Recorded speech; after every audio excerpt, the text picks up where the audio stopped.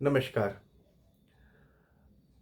Astro गुरु भाई channel में आप सभी का स्वागत है। आज हम बात करेंगे शिव पुराण में कुछ ऐसे चमत्कारिक योग और उपाय लिखे हुए हैं जो आपकी लगभग सभी समस्याओं को समाप्त कर देंगे और भगवान शिव ने खुद बताए हैं और कुछ उनकी हमने रिकॉर्डिंग की है पढ़ते समय कि ऐसा उन्होंने किया तो उनको क्या फल मिला।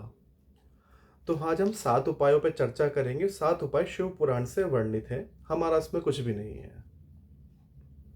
पहला उपाय, ये वही उपाय है जिससे कुबेर महाराज को धन के कोषाध्यक्ष का पद मिला और वो शुरू से ही उनको एक नियम था। जो कुबेर थे वो शुरू से ही उनको एक नियम था, वो शिवलिंग पे दीप जलाते थे, शिवलिंग पे प्रकाश करते थे, दीपक जलाते थे। तो पहला उपाय यही है कि शिवलिंग पे 5 मुखी दीपक जलाना है। 5 मुखी दीपक जो नियमित जलाता है उसको धन की समस्याएँ खत्म हो जाती हैं और भगवान शिव और कुबेर दोनों की पूर्ण कृपा उसको प्राप्त होने लगती है। कुबेर का पद शिवलिंग पर दीपक जलाने से प्राप्त हुआ। तो आप अगर कृपा चाहते हैं तो शिवलिंग पे दीपक जलाएँ 5 मुखी। शिवलिंग पुराना हो या स्वयंभू हो तो बहुत ही ज़्यादा और अच्छा फलदायी होगा। दूसरा उपाय, शिव पुराण में लिखा हुआ है कि कौन कौन सा देवता किस किस की शिवलिंग की उपासना करता था। ये रिकॉर्डिंग है कि किस किस शिवलिंग की हमें उपासना करने से उस देवता का और महादेव का दोनों का एक साथ सन्निधान मिलेगा, दोनों की एक साथ हमको कृपा प्राप्त होगी। उसमें लिखा जाता है कि जो माँ लक्ष्मी है वो स्फटिक के शिवलिंग की उपासना करती हैं। अगर आप जीवन में अपनी लक्ष्मी की कृपा और भगवान शिव की कृपा एक साथ चाहते हैं, जीवन में जो है लक्ष्मी आगमन आपका चाहते हैं, तो स्फटिक के शिवलिंग की उपासना करनी चाहिए। स्फटिक के शिवलिंग की उपासना करने से आपके घर आपको जो है ऐश्वर्य और लक्ष्मी की प्राप्ति जो है सुगम होने लगती है। कुबेर कौन से शिवलिंग की, किस प्रकार के शिवलिंग की उपासना करते हैं? भगवान कुबेर के बारे में लिखा हुआ है वो स्वर्ण से निर्मित शिवलिंग की उपासना करते थे। अगर आप सामर्थ्यवान हैं या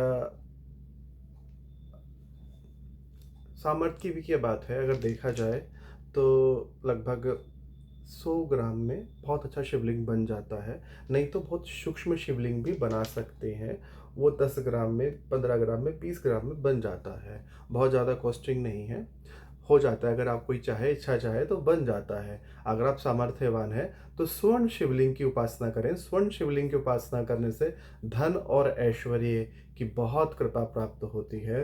ये बहुत बार मैंने देखा भी है, मेरे कई लोग मित्र हैं जो इस शिवलिंग की उपासना करते हैं और बहुत बड़े ऊपर लेवल पर हैं, वो बहुत कृपा है उनको, बहुत सारे साधन उनके खुलने लगते हैं। ऐसे मैंने स्फटिक का भी देखा है कि जो जो लोग स्फटिक के शिवलिंग की उपासना करते हैं उनको अपने जीवन में बहुत उत्थान प्राप्त हुआ है, बहुत उनको लक्ष्मी की कृपा प्राप्त हुई है। ऐसे ही एक उपाय भगवान शिव कहते हैं कि अगर कोई मेरा गन्ने के रस से अभिषेक करता है नियमित रूप से तो उसको ऐश्वर्य, सौभाग्य और संपत्ति तीनों प्राप्त होती है। तो गन्ने के रस से शिवलिंग का नियमित रूप से अभिषेक करना चाहिए। गन्ने के रस से अभिषेक करने से ऐश्वर्य की प्राप्ति होती है। ऐश्वर्य ना धन, संपत्ति और लक्ष्मी तीनों से ऊपर है। ऐश्वर्य का मतलब चहुमुखी आपका जो है विकास होता है। आपको हर प्रकार से विजय प्राप्त होने लगती है, आपको हर प्रकार से जो है मान यश प्राप्त होने लगता है लक्ष्मी के साथ साथ। तो गन्ने के रस से अभिषेक करना चाहिए। पांचवा उपाय, भगवान शिव कहते हैं कि जो सात मुखी रुद्राक्ष धारण करता है उसकी लक्ष्मी से जो संबंधित समस्याएं हैं, अगर धन का आगमन बिल्कुल रुक गया है, जीवन में धन संबंधी चीज़ें आपकी खराब होने लगी हैं, तो सात मुखी रुद्राक्ष धारण करने से उसकी धन से रिलेटेड समस्याएं जो है दूर होने लगती हैं। तो सात मुखी रुद्राक्ष धारण करें अगर आपको धन से रिलेटेड समस्याएं हैं। भगवान शिव कहते हैं कि जो मेरा रुद्राक्ष शिवलिंग के भांति ही पूजन करता है मैं उसके समस्त संकटों का नाश कर देता हूँ। तो अगर आपके पास शिवलिंग नहीं है या आप शिवलिंग की रोज़ पूजा करना चाहते हैं लेकिन कैरी नहीं कर सकते शिवलिंग को, तो रुद्राक्ष, नेचुरल रुद्राक्ष को जो है, जो बिना छेद किया हुआ है, उसको ही शिवलिंग की भांति पूजा करें। उससे आपको जो है शिवलिंग के समान ही फल प्राप्त होते हैं। रुद्राक्ष के शिवलिंग से जो है भगवान शिव की पूर्ण कृपा प्राप्त होती है। तो आप जो है रुद्राक्ष को शिवलिंग की भांति पूजन करें, उसको शिवलिंग की भांति ही उसकी पूजन अर्चन करें, उससे आपकी समस्त समस्याओं का निदान होने लगता है। सवातवा बहुत इम्पोर्टेंट उपाय है। भगवान शिव ने एक बहुत बड़ा मंत्र बताया, जिससे अगर आपको कोई बहुत बड़ी शत्रु हानि हो रही है, आपके जीवन में शत्रु जो है कंटिन्यू आपको जो है परेशान कर रहे हैं, आप उस पे विजय नहीं पा रहे हैं, बहुत कोई कोर्ट केस चल रहा है, मुकदमा चल रहा है, कोई विवाद हो रहा है, कोई झगड़ा है, तो आपको इस मंत्र का जितना हो सके उतना जप करना चाहिए। उतना जप करने से जो है आपका शत्रु पराजित होने लगता है, शत्रु पे आपकी विजय प्राप्त होने लगती है, मुकदमे में जीत होने लगती है। ओम नमः शिवाय। शुभम शुभम कुरु कुरु स्वाहा।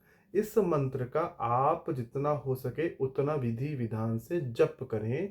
इस जप को करने से आपके शत्रुओं की हानि होने लगती है, मुकदमे में, वाद विवाद में सरकार से विजय प्राप्त होने लगती है और आप जो है भगवान शिव की कृपा से विजय प्राप्त करते हैं। आप हमारे वीडियो को ज़रूर लाइक करें, शेयर करें, ताकि जो सनातन परंपरा की जो चीज़ें हैं वो अधिक से अधिक लोगों तक पहुंच सकें। पुनः दोबारा जल्दी मिलेंगे कुछ और ज्ञान चर्चाओं के साथ। नमस्कार।